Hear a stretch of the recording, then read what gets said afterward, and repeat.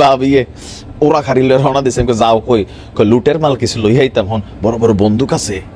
এরপরে রুমা বললো গোল্লা আছে, আমি গোল্লা না এটা ককটেল কয়, তারপরে গ্রেনেড কয়, কই বেসন যাবো নি কিছু আনতাম, কাম লাগতো ফারে, দেশের পরিস্থিতি ভালো না। কই যাও? ইউক্রেন যেতাম। ইউক্রেন? আমি কি ইউক্রেনকে চাইলে যাওয়া যায় বোকা মহিলা? কেন তোমার ইউক্রেন কেন যাওয়ার ইচ্ছা? যুদ্ধের ভিতরে বলে অস্ত্র হালাই দিয়া সবাই ব্যাগে জিগিতে আছে। আমাকে কে বললো? নিউজ দেখো নাই? দর্শক, এই মুহূর্তে রাশিয়া ইউক্রেন যুদ্ধে নতুন যে টার্নিং পয়েন্ট আসছে, মানে পুতিন কাকু যে ডিব্বাগুলা বার করছে একের পর এক, তো ফাইনালি ওরেশনিকের যে পরবর্তী ভার্সন সেইটা দিয়া ডান্ডা মেরে ঠান্ডা করার যখন প্ল্যান সামনে আসছে, মেশিন যখন মনে করলেন যে সেট করা হচ্ছে, এরই মাঝখানে ডরে ভয়ে ইউক্রেনে চলছে আরেক ঘটনা। সেনাবাহিনীর মনোবল ভেঙে গেছে, 100% ভেঙে গেছে। এটা থাকার কোনো কারণ নাই, কারণ ট্রাম্প তো অলরেডি দূত নিয়োগ দিয়ে দিছে। কোনটা? রাশিয়া ইউক্রেন যুদ্ধ বন্ধের জন্য। এখন যুদ্ধ বন্ধ মানে কি?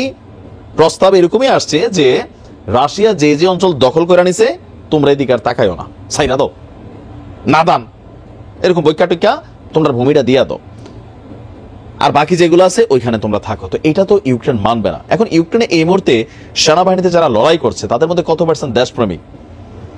ইউক্রেন প্রেসিডেন্ট জেলেনস্কির বিভিন্ন ধরনের দুর্নীতি যখন সামনে আসছে, তারপর তার যে সরকারে থাকার সিস্টেম, সেনাপ্রধানকে বরখাস্ত, কয়েক ধাপের যারা সেনা বড় বড় অফিসার ছিলেন তাদেরকে বরখাস্ত, সব মিলিয়ে মানুষ তার প্রতি বিরক্ত। আর সেনাবাহিনীও এই যুদ্ধের কোনো গতিপথ খুঁজে পাচ্ছে না।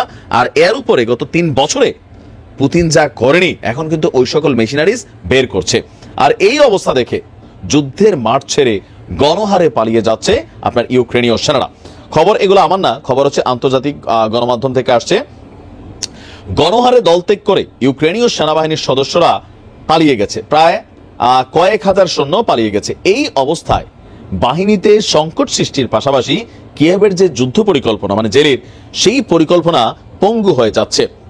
অ্যাসোসিয়েটেড প্রেস, মানে এপি, অ্যাসোসিয়েটেড প্রেস, তারা এই নিউজটা বলছে যে সৈন্যদের পাশাপাশি আইনজীবী এবং 1 ডজন কর্মকর্তা যারা আছে তাদের সাথে তারা যোগাযোগ করেছে, যোগাযোগ করে এই নিউজটা সামনে আনছে। তবে বেশিরভাগই নাম প্রকাশ না করার শর্তে তারা তথ্য দিয়েছেন। এটা নাম প্রকাশ কখনোই করবে না, এদেরকে ধরে নিয়ে আবার পাঠাম দেওয়া হবে। সেনাদের পলায়নের সমস্যাটি কেন তো তীব্র হয়ে উঠছে তার ব্যাখ্যা দিতে গিয়ে 72তম ব্রিগেডের ইউক্রেনের এক কর্মকর্তা মার্কিন বার্তা সংস্থাকে বলছে, আমরা এরই মধ্যে আমাদের জনগণের কাছ থেকে সর্বোচ্চ নিংড়ে নিয়েছি, মানে পাবলিকের কাছে যা আছে ঘর বাড়ি জায়গা জমি বেচা টাকা টোকা তাদের জীবনগুলো পর্যন্ত আমরা নিংড়ে চুষা নিয়ে আসছি ভাই, আর তো নাই।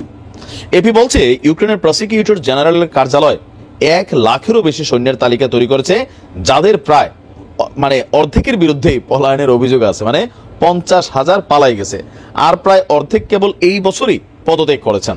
তবে প্রকৃত সংখ্যা আরো বেশি হতে পারে। তার মানে 1 লক্ষ সৈন্যের মধ্যে 50,000 পলাইছে আর 50,000 তারা যুদ্ধ করতে নারাজি পোষণ করছে। ইউক্রেনের একজন সংসদ সদস্য বলছে পদত্যাগ করা এবং পালিয়ে যাওয়া সৈন্যের সংখ্যা 2 লাখের মতো হতে পারে। মারহাবা, আরো 1 লাখ বাড়াই দিছে। হ্যাঁ, তারপর হচ্ছে কিছু কিছু ক্ষেত্রে পুরো ইউনিট তাদের ফ্রন্ট লাইন মেশিনারিজ ছেড়ে পালাই গেছে। মুসলিমদের বৌমানে এই জায়গাতে খবর পাইছে, ভাবির হাত অনেক লম্বা। কিয়েভ ভিত্তিক সামরিক বিশ্লেষক ওলেকজান্ডার কাভালেনকো তিনি বলছেন এই সমস্যাটি জটিল, যুদ্ধের 3য় বছর চলছে এবং এই সমস্যা কেবল বেড়েই চলছে। তো এই মুহূর্তে যুক্তরাষ্ট্রের প্রেসিডেন্ট পদে পরিবর্তন, পশ্চিমাদের মানে বিভিন্ন রাষ্ট্রেই আপনার যে একটা টিম ছিল পশ্চিমাদের, এই টিমগুলোতে পরিবর্তন চলে আসছে।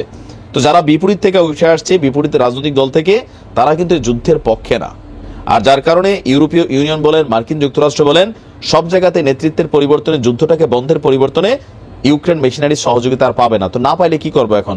পুতিন তো আর ডাইরেক্ট মাঠাইয়া মারার চিন্তা করে না, একদম ডিব্বা ডাব্বা পাঠাবে, যা আছে 2-1 কিলোমিটার সমান হয়ে যাবে। তো এই কারণে নিজের প্রাণটা মিনিমাম লেভেলে এই অন্যায্য একটা যুদ্ধ করাচ্ছে, জীবনে বাচ্চা থাকি বউ বাচ্চার জন্য কাজে লাগবে এরকম চিন্তা করে চলে যাচ্ছে। এখন কি করবে জেলি? আসলে একটা ভালো চিপার মধ্যে আটকে গেছে। দেখা যাক জেলির কপালে কি আছে। ভালো থাকুন।